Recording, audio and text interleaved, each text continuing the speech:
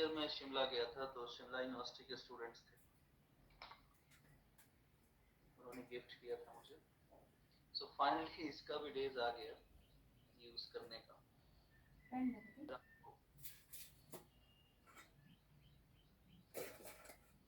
Date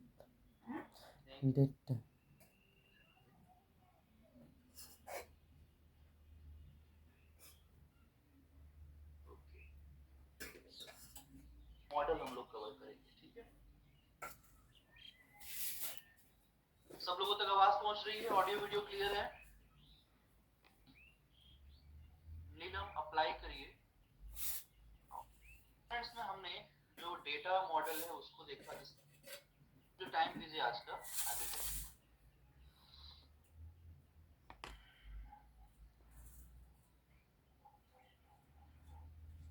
okay, चलो शुरू करते हैं, है ना। तो जियोग्राफिकल इंफॉर्मेशन सिस्टम में आप सभी लोगों ने पढ़ लिया था कंप्लीट इंफॉर्मेशन क्या होता है, इसका हिस्टोरिकल छोटा सा बैकग्राउंड मैंने बताया आप लोग को। हिस्टोरिकल डेवलपमेंट बहुत डेप्थ में नहीं गया था, बुक्स में बहुत डेप्थ में है, ठीक है।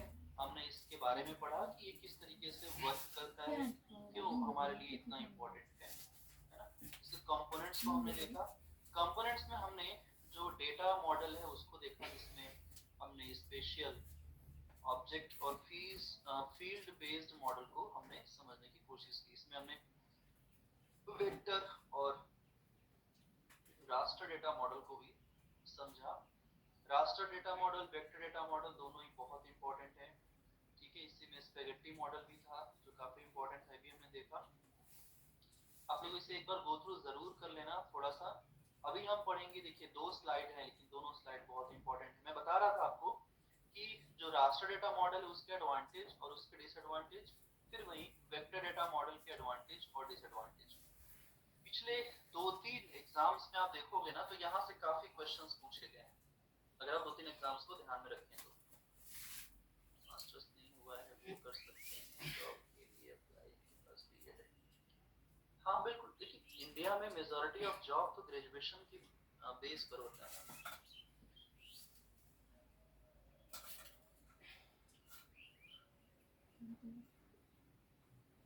सभी देवियों और सज्जनों से अनुरोध है मेरा। सभी देवी और सज्जन सुन रहे हैं?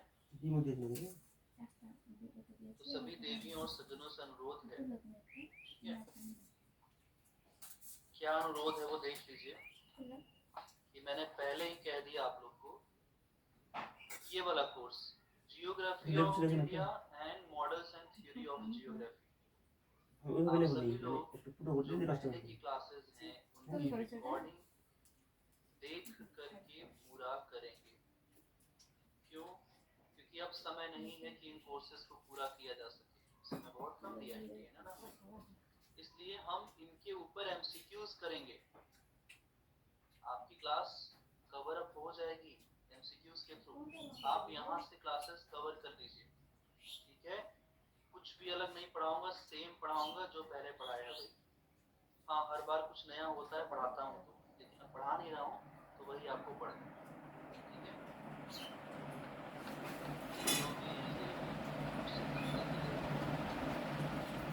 देवता पानी दिया है।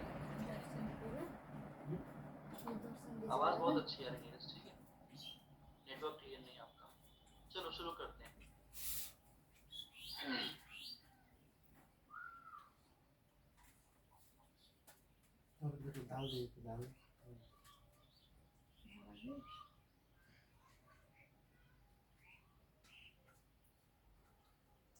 दाल, ठीक है। देखिए सभी लोग, देखो हम बात कर रहे हैं राष्ट्र डेटा मॉडल, ठीक। आपने पढ़ लिया है, मैंने पढ़ लिया, ठीक है। राष्ट्र डेटा मॉडल देख लीजिए एक बार, फिर से रिवाइंड हो जाएगा। दिस इज राष्ट्र, ठीक है।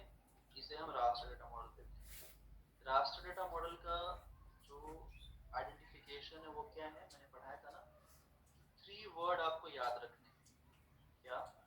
राष्ट्र जो है वो सेल में होते हैं, जिन्हें हम सेल भी कहते हैं। सम टाइम इन ग्रिड के नाम से भी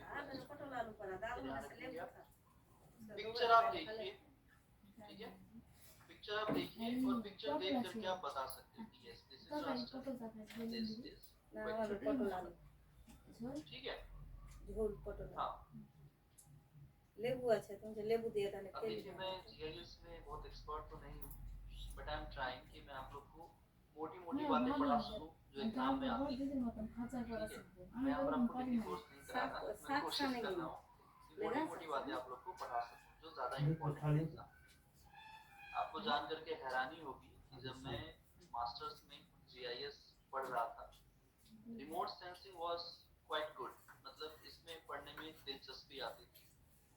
बट अगर जीआईएस आपको पढ़ने के लिए कह दिया जाए मास्टर्स में, आप क्लास अटेंड नहीं करोगे, क्लास छोड़ के भाग जाओगे, कारण कुछ समझ में नहीं आता है, इसका एक शब्द नहीं समझ में आएगा, घंटा नहीं समझ में आएगा जब क्लास में प्रोफेसर लेक्चर देंगे तो, क्योंकि वो जिस तरीके से पढ़ाते हैं वो एग्जाम ओरिएंटेड नहीं होता है, वो एकेडमिक ओरिएंटेड होता है। और एकेडमिक ओरिएंटेशन में क्या होता है, उसमें बहुत गहनता से अध्ययन करवाते हैं, बहुत डीप में जाकर के, और हमारे एग्जाम में इसमें से डीप से क्वेश्चंस नहीं है, ठीक है। सो आई एम ट्राइंग, थोड़ा थोड़ा करके समझेंगे, ठीक है।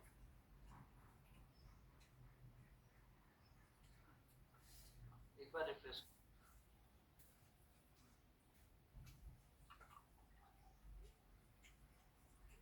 क्लियर,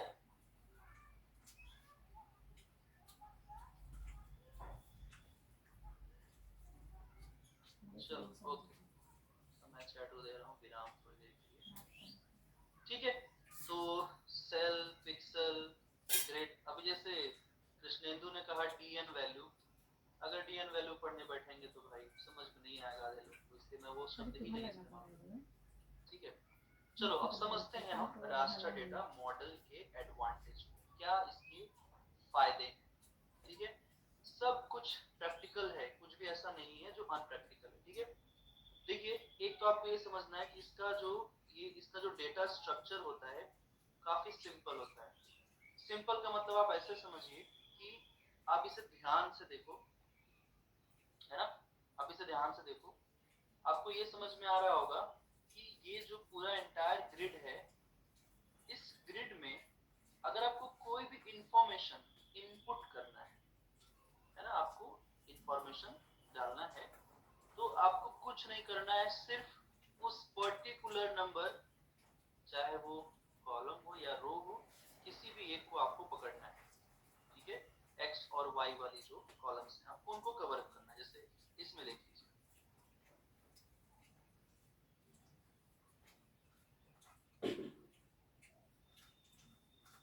देख लो किसी पिक्चर, ठीक है। जैसे यहाँ पर देखिए कोई भी इंफॉर्मेशन है, इधर आपका कॉलम हो गया, ठीक है, और इधर आपके क्या हो गए, रो हो गए। तो कॉलम और रो कोई भी इंफॉर्मेशन आपको इनपुट करना है, ठीक है, कॉलम और रो कोई भी इंफॉर्मेशन आपको इनपुट करना है, आपके पास क्या है, सिंपल एक पिक्सल है, यू नो पिक्सल। अब आपको कुछ नहीं करना है, सिर्फ उस एक इंफॉर्मेशन को पकड़ना है और यहाँ पर डाल देना है। मतलब आपको अगर लाइन ड्रॉ करना है तो आप इस तरीके से पिक्सल्स को सेलेक्ट करते जाओगे। कभी एक्सेल शीट पे काम किया है, बड़ा मजा आता है उस पे काम करने में, अगर आपको समझ में आ गया, ठीक है, बिल्कुल ऐसा ही होता है वो। एक बार अगर आपको पूरा का पूरा शीट है ना, आपको कलर्ड करना है तो पकड़िए और पूरा का पूरा शीट कलर्ड हो जाएगा। लाइकवाइज आपको क्या करना है, बस उन कॉलम्स को या उन रो को पकड़ना है, तो इसलिए बड़ा आसान होता है, जबकि इसमें नहीं होगा आसान। ये जो आप देख रहे हो वो वेक्टर में आसान नहीं होगा, you have to draw it, आपको बनाना पड़ेगा, करना पड़ेगा, आपको एक एक करके लाइन को ड्रॉ करना पड़ेगा, इसलिए थोड़ा सा कॉम्प्लेक्स मान जाता है, हम इसके ऊपर बात करेंगे, ठीक है। तो इसलिए क्या है इसका सिंपल डेटा स्ट्रक्चर एडवांटेज। दूसरा है इजी है, एफिशिएंट ओवरलेइंग है। देखो ये पूरा टॉपिक है, ये पूरा एक टॉपिक है, ठीक है।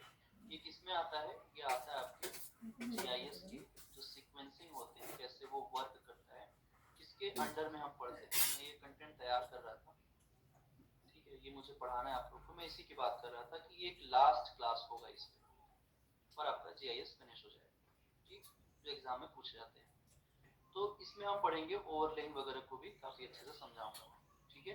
इसमें आपको डेटा एक्विजिशन, जो बेसिकली डिजिटाइजेशन, स्कैनिंग, ये सब भी है इसमें, जियो रेफरेंसिंग, ठीक है, ये सारी चीजें इसमें आपको देखने को मिलती हैं, ठीक है। फिर दूसरा है compatible with remote sensing imageries. ये पॉइंट बहुत इंपॉर्टेंट है। कंपेटिबल मतलब उसके लिए अनुप्रयुक्त है, उसके लायक है। जैसे देखो आप रिमोट सेंसिंग में क्या होता है, इमेज होता है, सब लोग ध्यान से समझो। आपके मोबाइल फोन का जो आप इस्तेमाल करते हो, जो कैमरा आप यूज करते हो अपने मोबाइल फोन का, जैसे आपने पिक्चर क्लिक किया, आप उसको अगर जूम करके देखोगे ना, तो जब बहुत ज्यादा जूम हो जाता है तो आपको ऐसे छोटे छोटे ग्रिड्स देखने को मिलते हैं। इमेजेस ऐसे ही रिकॉर्ड किए जाते हैं, जिन्हें हम पिक्सेल्स कहते हैं, ठीक है। पिक्सेल्स, मेगापिक्सेल्स, आप लोग को पता होगा मोबाइल में मेगापिक्सेल्स देख करके आप मोबाइल परचेज करते हैं, कितने मेगापिक्सल का है, 52, 50, 100 मेगापिक्सल का है, ठीक है। लेकिन अगर हम डिजिटली सब चीजों को देखें तो मोबाइल का मेगापिक्सल इतना खास नहीं है। तो ये वो जो इमेजेस होते हैं रिमोट सेंसिंग के, हर एक इमेज क्या होता है, पिक्सेल्स में होता है, और ये भी तो वही है, ये भी तो पिक्सेल्स ही है, इसलिए सबसे बेहतर तरीके से हम दिखा सकते हैं। क्लियर? चलो एक एग्जांपल देता हूं मैं आप सभी लोगों को समझने के लिए। सब लोग मोबाइल फोन में क्लास देख रहे हैं, ज्यादातर लोग मोबाइल फोन में क्लास देख रहे हैं। अगर घर में कोई दूसरा मोबाइल फोन हो तो आप वो ले सकते हैं एक प्रैक्टिकल करने के लिए। आप अपने मोबाइल फोन में गूगल इमेज ओपन करिए, गूगल जो मैप है उससे ओपन करिए। गूगल मैप में आप जाओ, ठीक है, सैटेलाइट इमेज में, इसमें सैटेलाइट इमेज में जाओ आप। गूगल मैप में कई सारे लेयर्स होते हैं, है ना, उसमें एक सैटेलाइट इमेज करके होता है, रियल पिक्चर दिखाता है वो। उस पे आप क्लिक करोगे तो आपको ना दुनिया ऐसे दिखेगी, एक तरफ रास्टर, एक तरफ वेक्टर। कैसे? रास्टर में आप देखोगे दूर से तो वेजिटेशंस दिखेंगे डिफरेंट डिफरेंट कलर के, लैंड्स दिखेंगे डिफरेंट डिफरेंट कलर्स दिखेंगे। वहीं पर आपको रोड भी दिखेगा, वहीं पर आपको वाटर बॉडी भी दिखेगा, वहीं पर आपको स्कूल कॉलेजेस सब इस तरीके से दिखते हैं जैसे कि बिल्कुल एग्जैक्टली रियल वर्ल्ड में होते हैं। वो क्या है? वो वही रास्टर और वेक्टर डेटा है जो आप देख रहे हैं। समझ में आई बात? बिल्कुल वही चीज है जो हम डेली यूज करते हैं, बस हमने उसे पढ़ा नहीं। अंतर सिर्फ इतना सा, ठीक है। तो आप उसमें भी चीजों को डिफरेंशिएट कर सकते हो।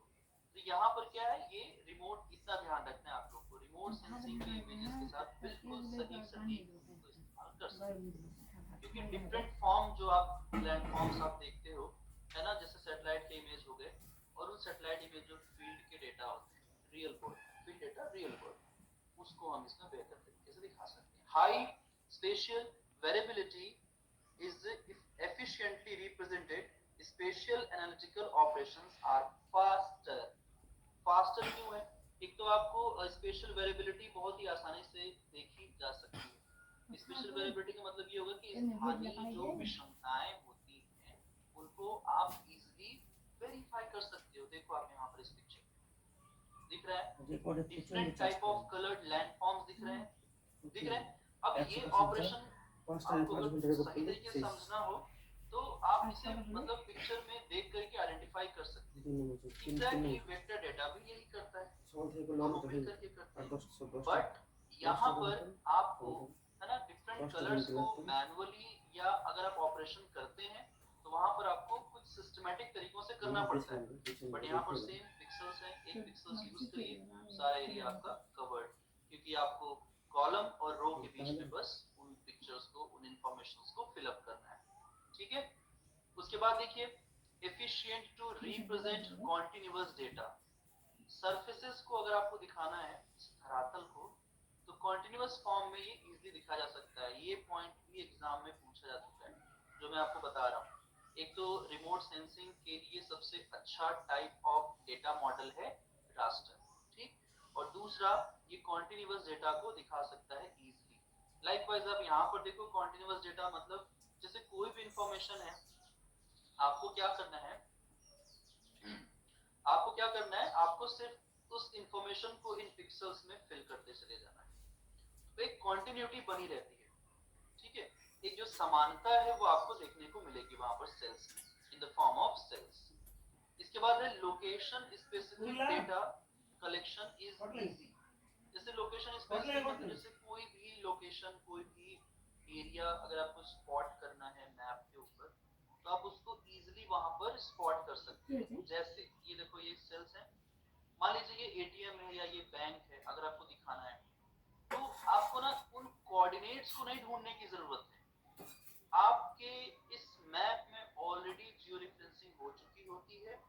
जियो रेफरेंसिंग में लेट लॉन्ग, लैटिट्यूड, लॉन्गिट्यूड, अक्षांश और देशांतर रेखाएं जियो रेफरेंसिंग कहते हैं, ठीक है। जैसे आप जहां पर इस वक्त हो, जहां पर आपका घर है, जहां पर आपका लोकेशन है, अगर आप गूगल मैप पे देखेंगे तो उसका लैटिट्यूड लॉन्गिट्यूड दिखाएगा, ठीक। तो बिल्कुल उसी तरीके से मैप में भी जियो रेफरेंसिंग हो रखी होती है। All you have to do is just find out the exact row and column, कुछ नहीं करना है आपको, ठीक है। फाइंड आउट करना है और उसमें पिक्सल्स को एग्जैक्टली आपको फिल करना है। तो यहाँ पर भी काफी आसान होता है। देखिए यूज करने में जो रास्टर डेटा मॉडल है थोड़ा सा सिंपल होता है, वही mathematical modelling and quantitative analysis can be made in easiest way due to the inherent nature of raster images.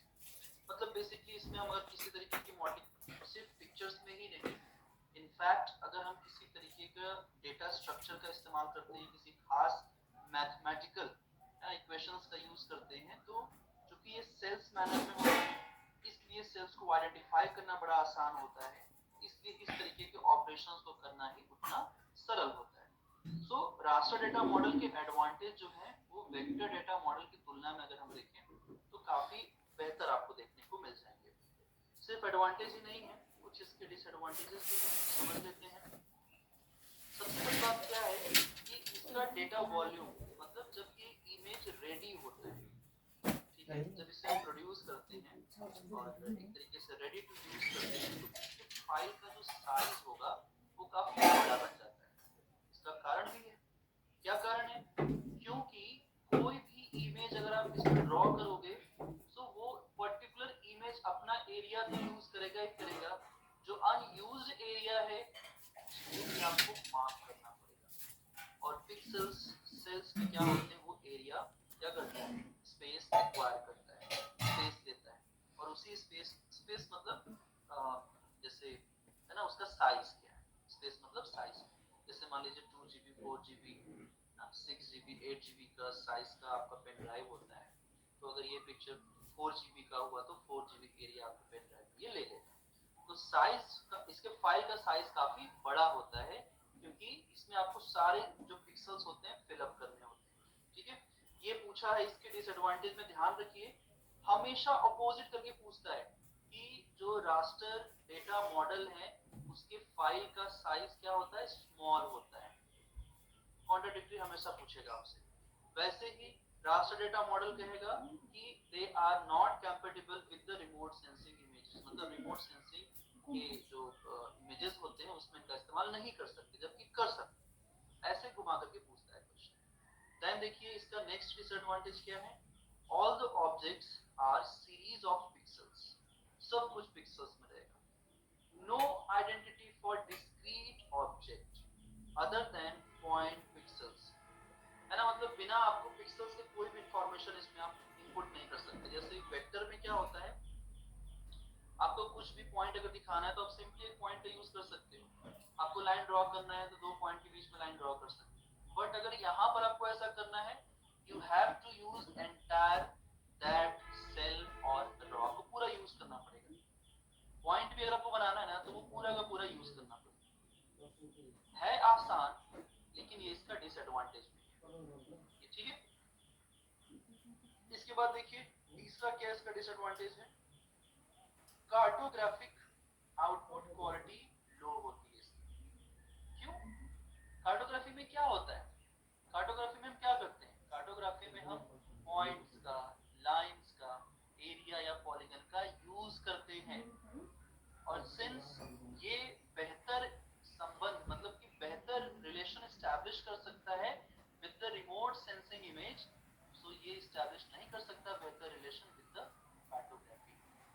ये बात समझ में आई? कॉन्ट्राडिक्शन है ना, एक ऑपोजिट रिलेशन है। अगर रिमोट सेंसिंग के साथ अच्छा है तो कार्टोग्राफी के साथ अच्छा नहीं। बस इतना ध्यान में रख करके चलेंगे, मिस्टेक नहीं होगा। ठीक है। वही दूसरा है difficult to effectively represent linear features, है ना। आपको सब कुछ सेल में ही पॉइंट आउट करना पड़ेगा, आप लीनियर पिक्चर्स नहीं बना सकते। जैसे अगर आपको एक रोड बनाना है ना, अब आप क्या करोगे, रोड के लिए आपको सारे पिक्सल्स को यूज करना पड़ेगा। Even you can not draw a diagonal line, आपको पूरा ये पिक्सल यूज करना पड़ेगा। ये इसका बहुत बड़ा ड्रॉबैक है। ठीक है, it will take time. Hence the network analysis, आप इससे नेटवर्क एनालिसिस नहीं कर सकते। नेटवर्क एनालिसिस परिवहन, ट्रेड एंड ट्रांसपोर्ट ज्योग्राफी में रास्टर डेटा मॉडल को आप यूज नहीं कर सकते। So that's why network analysis is difficult to establish, difficult to build topological relationship. ठीक है, टोपोशीट वगैरह में क्या होता है आपको पता है, टोपोशीट वगैरह में लोकल इंफॉर्मेशन ज्यादा होती है। क्या होता है टोपोशीट में? टोपोशीट में आपको बेसिकली जो एल्टीट्यूडनल एरिया होते हैं ना सरफेस का, वो दिखाया जाता है। वो लाइंस का इस्तेमाल करते हैं। आप रेलवे ट्रैक्स दिखाते हो, रोडवेज को दिखाते हो, national highway, state highway, district road, village road वगैरह वगैरह आप उसमें दिखाते हो। तो वहां पर आप रास्टर डेटा मॉडल का इस्तेमाल नहीं कर सकते। यहाँ पर वेक्टर डेटा मॉडल जो है वो काफी एफिशिएंट है। दूसरा नेक्स्ट है इसका disadvantage, coordinate transformation is difficult with sometime cause distortion of grid cell shape, inefficient projection transformation. जैसे देखिए इसमें क्या होता है कि अगर आप जैसे आप जियो रेफरेंसिंग कर रहे हो तो जियो रेफरेंसिंग में क्या होता है बहुत ध्यान से समझिए। जियो रेफरेंसिंग में हम एग्जैक्ट पॉइंट को फाइंड आउट करते हैं। मान लीजिए मैं जहाँ पर ये पूरा एरिया मैं यहाँ पे रहता हूँ। अब अगर मेरा एग्जैक्ट लोकेशन यहाँ पर है और मैंने रास्टर डेटा मॉडल को यूज किया, तो मेरे एग्जैक्ट लोकेशन को दिखाने के लिए जो लॉन्गिट्यूड और लैटिट्यूड का क्रॉस सेक्शन वाला पॉइंट होगा, वो पॉइंट मुझे इस पूरे पिक्सल में दिखाना पड़ेगा। अब पूरे पिक्सल में दिखाऊंगा तो एग्जैक्ट लोकेशन तो नहीं पता चलेगा ना, थोड़ा बहुत डिस्टॉर्शन होगा। डिस्टॉर्शन मतलब त्रुटि होगी, कमियां होगी कि वो कुछ ना कुछ आगे पीछे दिखाएगा जरूर। बात समझ में? तो इसीलिए ये एग्जैक्ट वो लोकेशन ना दिखा करके जो कि कोऑर्डिनेट्स में है, थोड़ा बहुत ये आगे पीछे लैग करेगा। बात समझ में? और प्रोजेक्शंस वगैरह में भी इनका इस्तेमाल नहीं कर सकते, ये भी इनका एक बहुत बड़ा डिसएडवांटेज। नेक्स्ट देखिए, suffer from mixed pixel problem and missing और redundant data, loss of information with using large cells. ये पूरा का पूरा स्टेटमेंट यही कह रहा है कि कई बार क्या होता है कि पिक्सल्स में कुछ इंफॉर्मेशन मिसिंग या कई बार एक्स्ट्रा भी हो जाती है। ठीक है, समझो इसको ध्यान से आप कैसे हो जाती है। मान लीजिए ये कोई रोड है, ठीक है, या कोई नदी है, कोई रिवर है, चलो ठीक है रिवर मान लीजिए, कोई रिवर है और हमने वेक्टर डेटा मॉडल के थ्रू पॉइंट्स और लाइंस का यूज करके इस रिवर को दिखाया लोकेशन।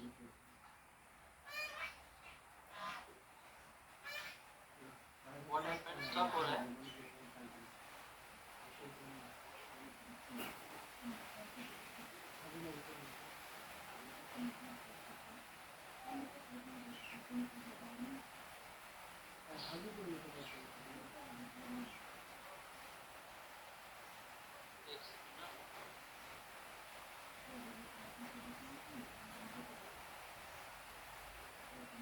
ठीक है,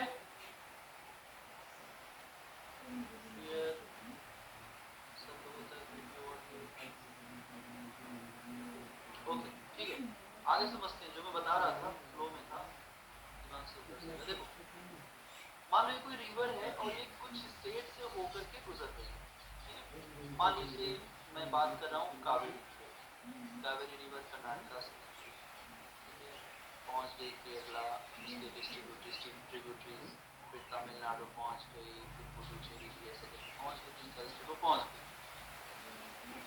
अब क्या हुआ कि बड़ा जो इसका एरिया है वो कर्नाटक में है, तमिलनाडु में, केरल में बहुत कम एरिया है। तो जितना एरिया जिस स्टेट में होगा उसका जितनी लेंथ होगी उतना ही हम दिखाएंगे, ज़्यादा तो नहीं दिखाएंगे, झगड़ा हो जाएगा। तो हम क्या करेंगे, वेक्टर डेटा का इस्तेमाल करेंगे। रास्टर क्यों नहीं? क्योंकि रास्टर में हमें क्या करना पड़ेगा, अगर थोड़ा सा भी एरिया, थोड़ी सी भी लेंथ अगर किसी स्टेट में गई है, we have to use entire cell, entire pixel, पूरे पिक्सल को यूज करना पड़ेगा और इस तरीके से डेटा डिस्टॉर्शन हो जाएगा। समझ रहे हैं आप? सो सम टाइम ये थोड़ा सा एडिशनल इंफॉर्मेशन कैप्चर करता है, ये इसके साथ बड़ी प्रॉब्लम है। And the last disadvantage of raster data model is raster images generally have only one attribute or characteristic value for a feature or object. Therefore, limited scope to handle the attribute data and difficult to edit. पहले इसको समझ लेते हैं हम। Attribute data आप लोग को ध्यान होगा, कुछ दिन पहले ही आप लोग को पढ़ाया गया था ना, object based model, field based model. तो एट्रीब्यूट डेटा क्या होता है बेसिकली, जहां पर क्या होते हैं हमारे पास कुछ स्पेशियल बाउंड्रीज होती है। जैसे कोई पार्क हो गया, पार्क का तो एरिया होगा ना, रेक्टेंगल हो सकता है, स्क्वायर हो सकता है, ट्रायंगल हो सकता है, कैसा भी हो सकता है। अब आप ये बताओ कि रास्टर डेटा मॉडल से आप एक ट्रायंगल पार्क को दिखा सकते हो क्या? नहीं दिखा सकते। ठीक, अगर वो जैसे इस तरीके के शेप में है तो क्या आप इसको दिखा सकते हो क्या? नहीं दिखा सकते। एग्जैक्टली वैसे आप नहीं दिखा सकते। ठीक है, तो एट्रीब्यूट में क्या होता है बेसिकली, एक उसकी बाउंड्री होती है, तो उस बाउंड्री को आप जहां पर बाउंड्रीज नहीं होती उसे फील्ड बेस्ड मॉडल कहते हैं। बात समझ में? तो फील्ड बेस्ड मॉडल्स में इसका इस्तेमाल हो सकता है, बट ऑब्जेक्ट बेस्ड मॉडल में एट्रीब्यूट डेटा में नहीं हो सकता, क्योंकि देखिए होने को नहीं हो सकता हम नहीं कह सकते, बेसिकली इसका डिसएडवांटेज है। होने से तो यूज करते ही हैं, करेंगे आगे, लेकिन ये इसका डिसएडवांटेज जो हम लोग डिस्कशन कर रहे हैं। ठीक है, तो जो एट्रीब्यूट डेटा है इसमें हम पर्टिकुलर बाउंड्रीज को देखते हैं, वो रास्टर डेटा मॉडल से उतने इफेक्टिवली नहीं दिखा सकते जितने इफेक्टिवली हम जो वेक्टर डेटा मॉडल है उसको दिखा सकते। ठीक है, ये हो गया आपका रास्टर। एक बार वेक्टर को देख लीजिए क्या होता है, फिर उसके एडवांटेज डिसएडवांटेज को समझते हैं। वेक्टर डेटा मॉडल हमने पढ़ा था कि जो रियल वर्ल्ड के फीचर्स होते हैं, जैसे अगर हम ये पॉइंट का इस्तेमाल कर रहे हैं, ये किसी पर्टिकुलर लोकेशन को दिखाता है। जैसे ये कोई पार्क हो सकता है, जैसे ये कोई बिल्डिंग हो सकती है, जैसे ये कोई एटीएम, ये कोई कॉलेज, ये कोई हॉस्पिटल है ना, कुछ भी हो सकता है। तो ये पॉइंट का यूज करते हैं। और अगर आपको रोड दिखाना है, ठीक है, मेटल्ड अनमेटल्ड, रेलवे ट्रैक्स दिखाने हैं, ठीक है, आपको कोई रिवर दिखाना है, ठीक है, इस तरीके से आप लाइन का इस्तेमाल करते हैं। और अगर कोई पर्टिकुलर एरिया दिखाना है, अगर सिर्फ लोकेशन दिखाना है तब तो पॉइंट यूज करेंगे, लेकिन अगर आपको एरिया भी दिखाना है उसका, तब आप पॉलीगन का इस्तेमाल करेंगे, बहुभुज जिससे हम कहते हैं। मतलब एक ऐसा सरफेस जिसके कई सारे डायमेंशंस होते हैं, ठीक है, बहुभुज कहते हैं उसे। तो तब हम किसका यूज करेंगे, हम वेक्टर का यूज करेंगे। तो मैंने आप लोग को आइडेंटिफाई करना सिखा दिया था पिछले क्लास में, ठीक है। So this is vector and this is raster. Clear to you? अब देखो इसके एडवांटेज और डिसएडवांटेज, थोड़ा थोड़ा सिमिलरिटी मिलेगा। जहां पर वो उसका डिसएडवांटेज था यहाँ पर एडवांटेज होगा, जो वहां पर एडवांटेज था यहाँ पर डिसएडवांटेज हो सकता है। तो वेक्टर डेटा मॉडल, सबसे पहले इसका डेटा स्ट्रक्चर कॉम्पैक्ट होता है, वेरी इंपॉर्टेंट, ये एग्जाम में पूछा गया। कॉम्पैक्ट होता है क्यों? क्योंकि जितने सरफेस की जरूरत है उतना ही हम सरफेस यूज करते हैं, रेस्ट सरफेस आप वैसे ही छोड़ सकते हो। इसीलिए ये स्मॉलर फाइल साइज का भी होता है। मतलब इसका जैसे कोई पिक्चर आपने बना लिया, प्रोड्यूस कर दिया, और आप उसे यूज करना चाह रहे हो, तो कहीं शेयर करना चाह रहे हैं, तो फाइल साइज क्या होता है, बहुत छोटा होता है, easy to transfer, easy share. बात समझ में आई? क्लियर? दूसरा, अच्छा यही चीज क्या अपोजिट है रास्टर में, ध्यान रखिए। दूसरा है data can be represented with good resolutions. Resolutions यहाँ पर क्या होता है रास्टर डेटा में अच्छा नहीं। आप देख लो क्या इमेज दिख रहा है, कुछ कोई इंफॉर्मेशन नहीं दिख रही, ऐसा लग रहा है सब आपस में मिले हुए हैं। लेकिन यहाँ पर देखो समझ में आ रहा है कोई पिक्चर है, कोई सरफेस है, इसी को हम रेजोल्यूशंस कहेंगे। ठीक है, तो वेक्टर डेटा मॉडल जो है, वेक्टर डेटा मॉडल जो है वो रिजोल्यूशंस मतलब इसका जो विजिबिलिटी होती है थोड़ी बेहतर होती है। ठीक है, दूसरा it can clearly describe topology. अब देखो वहां पर रास्टर क्या था, टोपोलॉजी के साथ नहीं जा रहा। मैंने बताया था आपको टोपोलॉजी, क्योंकि आपको यहाँ पर जितने भी नेटवर्क या जितने भी लोकेशंस दिखाने हैं पर्टिकुलरली आप नहीं दिखा सकते, तो आपको क्या करना पड़ेगा, वेक्टर डेटा मॉडल का यूज करना पड़ेगा। देखिए इसीलिए जीआईएस में वेक्टर और रास्टर दोनों का यूज करते हैं। मैपिंग कभी भी विदाउट रास्टर या विदाउट वेक्टर नहीं हो सकती। ठीक है, दोनों भाई बहन की तरह या भाई भाई समझ लीजिए आप। Hence good for proximity and network analysis. Proximity मतलब कोई भी लोकेशंस के बीच में अगर आपको कुछ भी डिस्टेंस वगैरह दिखाना हो तो आप इसका इस्तेमाल बेहतर तरीके से कर सकते हैं। और नेटवर्क एनालिसिस के लिए भी इस्तेमाल हो सकता है। नेटवर्क एनालिसिस मतलब किसी भी तरीके का रोडवेज ट्रांसपोर्ट अगर आपको एनालिसिस करना है, you can use the vector data model. Individual identity for discrete object, इसमें आपको लाइंस, पॉइंट्स, पॉलीगन्स देखने को मिलते हैं। इंडिविजुअल किसी भी एक को आप बेहतर तरीके से दिखा सकते हैं, इवन उनकी बाउंड्री भी क्या होती है, क्लियर होती है। यहाँ पर क्या है, यहाँ पर क्या है, सेल्स में आप दिखा रहे हो तो बाउंड्री उतनी स्पष्ट नहीं हो पा रही। ठीक है, जैसे मान लो ये समुद्र है, समझिए ध्यान से, समुद्र का कोस्ट एरिया है, कोस्टल है, तो कोस्ट तो बिल्कुल स्ट्रेट नहीं होगा ना, या ऐसे इस तरीके से तो नहीं होगा, राइट? तो अगर आप वेक्टर से दिखाओगे तो वो ज्यादा क्लियर रहेगा, देखिए एग्जैक्टली वैसे दिखाएगा जैसे वो जिगजैग कोस्ट है। मान लीजिए आपको ईस्टर्न अटलांटिक वेस्टर्न अटलांटिक को मिलाना है, तो आप रास्टर का यूज करोगे कि वेक्टर का, बताओ मुझे। अगर आपको जिगसॉ फिट करवाना हो तो आप रास्टर डेटा का यूज करेंगे या वेक्टर का? अरे भाई रियल वर्ल्ड में कराना है, अगर हम मैप पे भी वही चीज करेंगे तभी तो रियल वर्ल्ड में होगा, तो हम वेक्टर डेटा मॉडल का यूज करेंगे। क्यों? क्योंकि वो एग्जैक्टली वही चीज रिप्रेजेंट करेगा जो रियल वर्ल्ड में एग्जिस्ट करता है।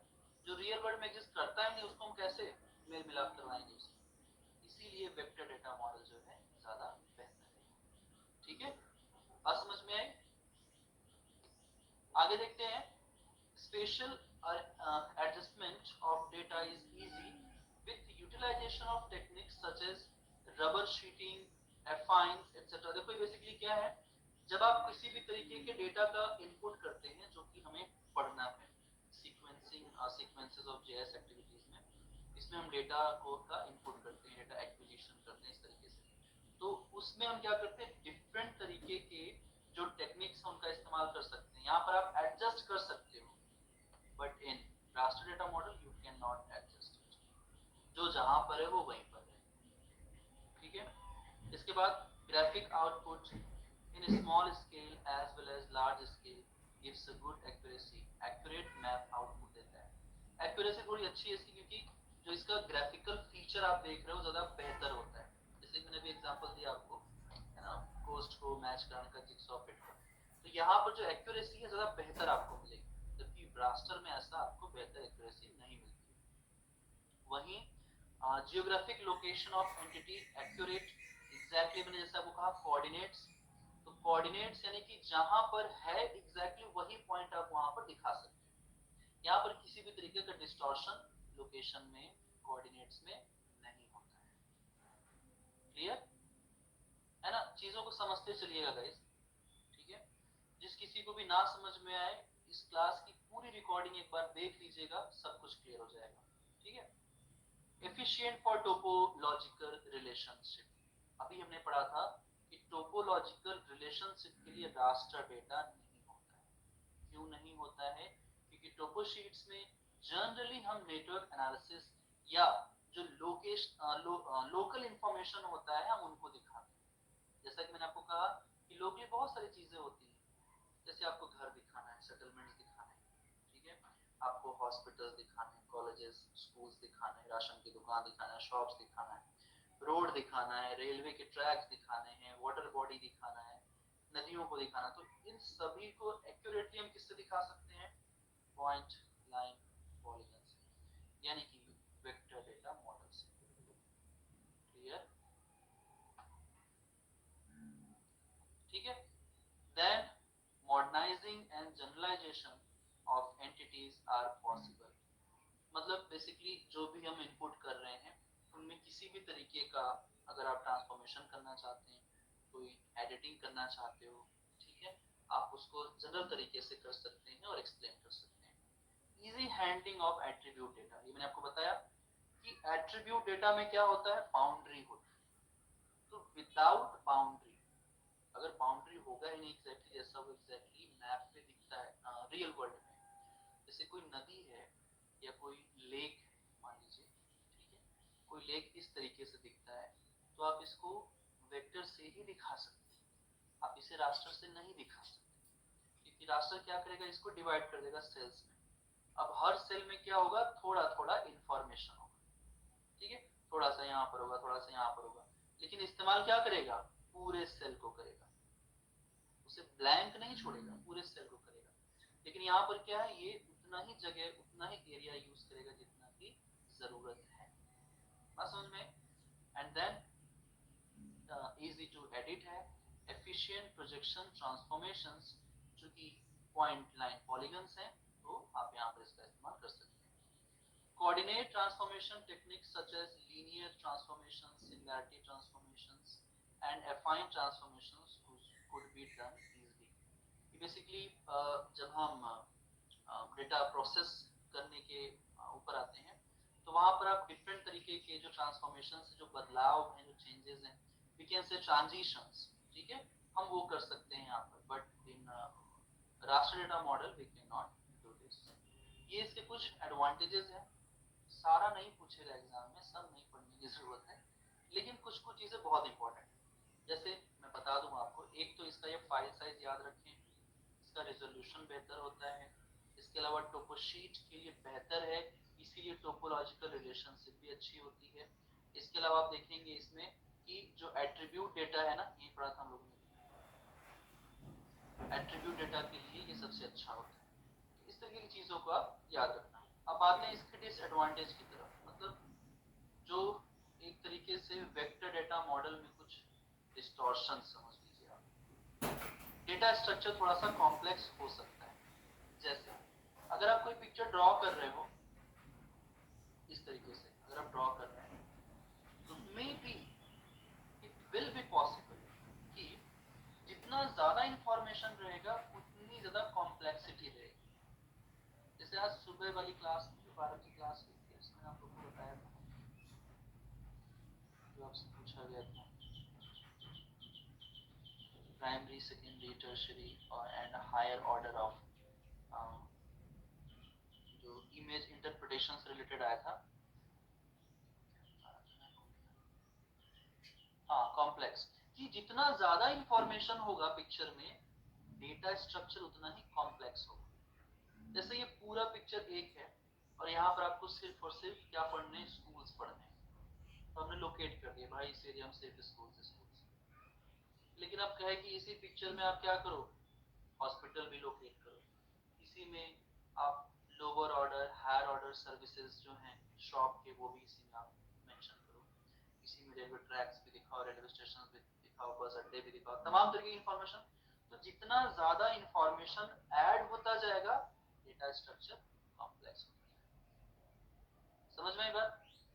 तो वेक्टर डेटा मॉडल में क्या होता है? हम इसीलिए इसका यूज करते हैं क्योंकि हम हर तरीके की इंफॉर्मेशन को एक्यूरेटली हम मैप में दिखा सकते हैं, एंड दैट्स व्हाई थोड़ा सा कॉम्प्लेक्स डेटा स्ट्रक्चर तैयार हो जाता है। Overlay analysis is difficult in processing. Often, this inherently limits the functionality of large data sets, for example large number of features. जैसे इसको ऐसे समझिए कि आप यहाँ पर जैसे एक तरीके का ऑपरेशन है, मतलब अगर आप इसको फंक्शन करते हो तो प्रोसेस करते हो तो डेटा को इंफॉर्मेशन, तो कई बार क्या होता है कि पिक्चर जैसे अगर ज़्यादा इंफॉर्मेशन हो गया तो नंबर ऑफ फीचर्स भी ज़्यादा हो जाते हैं, तो वहाँ पर फीचर्स को एक दूसरे के साथ रिलेट कर पाना थोड़ा सा मुश्किल होता है। जबकि ये चीज़ आप अगर रास्टर डेटा में देखोगे थोड़ा सा आसान है, just because of pixels, cells या ग्रिड की वजह से, ठीक है, क्योंकि यहाँ पर आप क्या करोगे, लाइन्स का या पॉइंट्स का पॉलीगन का यूज करेंगे। ओके, ओवरलैपिंग इस तरीके की चीज़ें यहाँ पर नहीं हो सकती।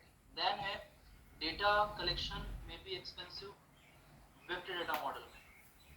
देखिए डेटा कलेक्शन बेसिकली हम कलेक्शन तो नहीं करते हैं इसमें डेटा का, वो तो होता है।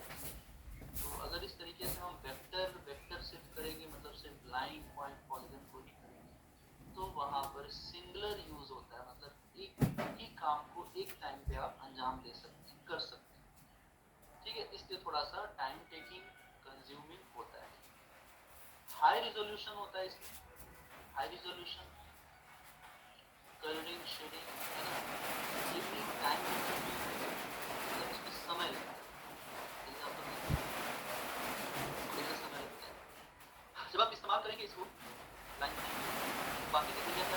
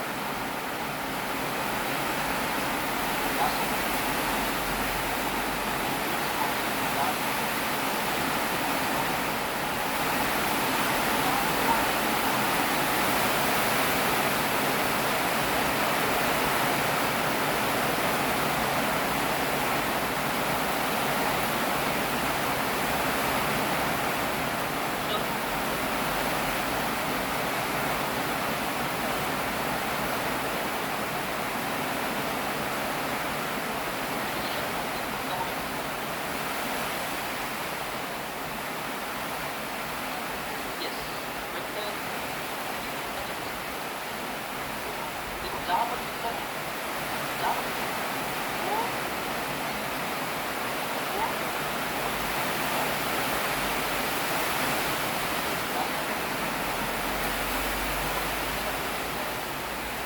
रास्ता दिख जाएगा, that information which raster data not use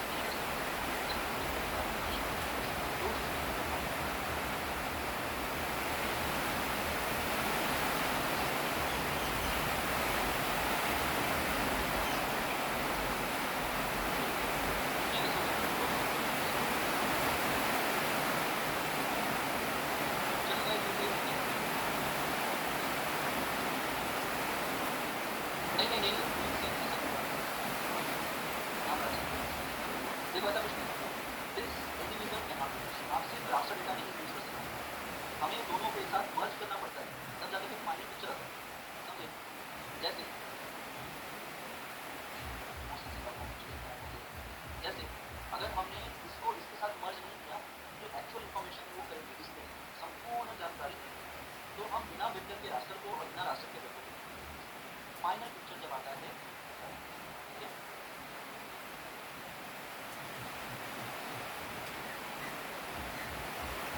हाँ, छोटे पॉइंट है, ये देखो यहाँ पर पिक्सल नहीं है, बड़ा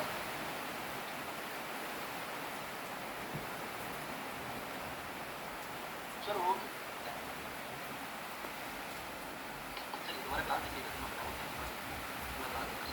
है, आज देखता हूँ यूट्यूब क्लास हो सकता है क्या?